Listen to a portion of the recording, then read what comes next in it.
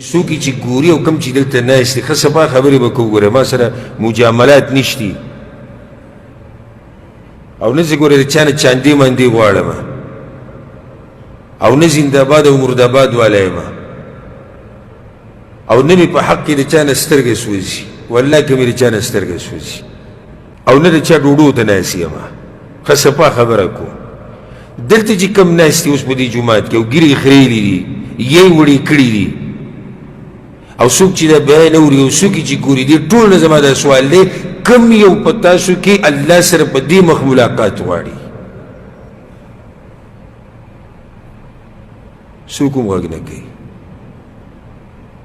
خو مخې داسې خوښ دی. عجیبه خبره ده، ملاقات الله سره داسې نه غواړم خو داسې به یم. نو تا ته د مرګ پته ده؟ دا خبره به بیا هم برابر وي که موږ ته د مرګ پته وي.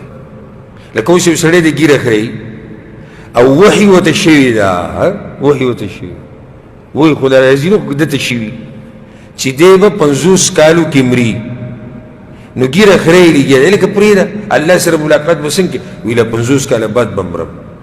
که چېرته موږ ته د مرګ دا نیټې معلومې وي خو بیا هم خبره صحیح وه.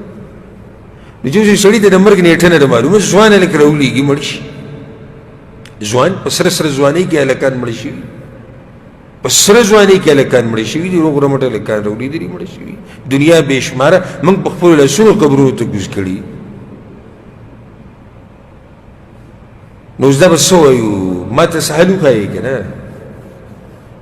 که تاسو ته بیا سهل معلومي ځان لاړ شي یو حل پیدا کړي.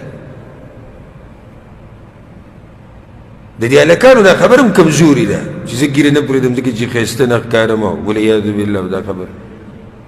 خو بیا چې د دې څلوېښت